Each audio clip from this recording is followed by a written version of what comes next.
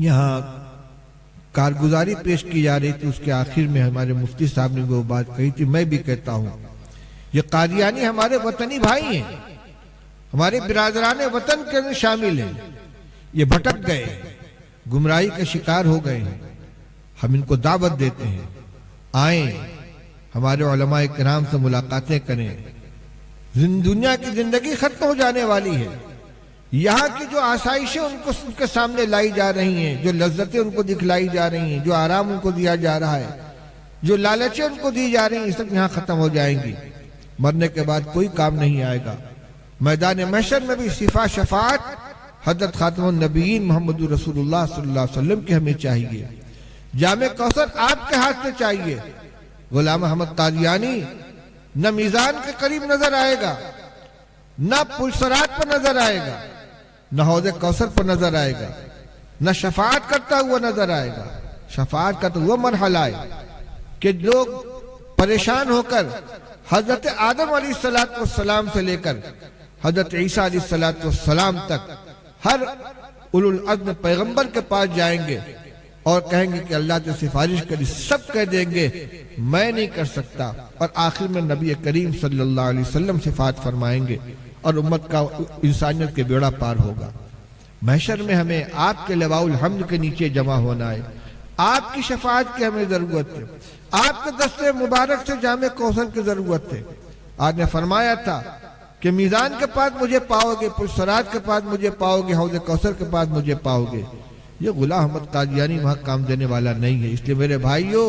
میرے وطنی بھائیوں، بھٹک گئے ہو، آؤ پھر سے آ جاؤ، حضرت محمد رسول اللہ صلی اللہ علیہ وسلم کے دامن میں پناہ لے لو اور اپنی دنیا کی زندگی کو بھی سنوار لو، آخرت کی زندگی کو بھی سنوار لو۔ حضرت عیسیٰ علیہ السلام،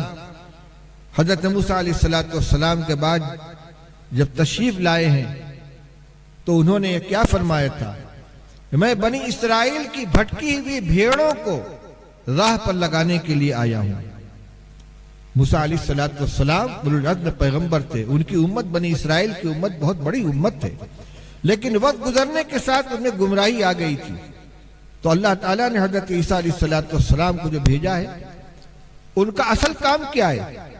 وَرَسُولًا إِلَى بَنِي إِسْرَائِيلَ أَنِّي قَدْ جِئْتُكُمْ بِآيَةٍ مِّن رَبِّكُمْ، میں بنی اسرائیل کی طرف بھیجا گیا، اور بائبل کے اندر یہ موجود ہے کہ میں بنی اسرائیل کی بھٹکی ہوئی بھیڑوں کو راہ پر لگانے کے لیے بھیجا گیا ہوں۔ میرے بھائیوں، میرے قادیانی دوستو، اس امت کے علماء کرام کو اپنا ہمدرد سمجھو، یہ تم بھٹک گئے ہو، تم کو راہ پر لگانے کے لیے آئے ہیں۔ اللہ سے دعا مانگو کہ اللہ میرے ہمارے سینوں کو کھول دے، ہمیں ہدایت نصیب فرما،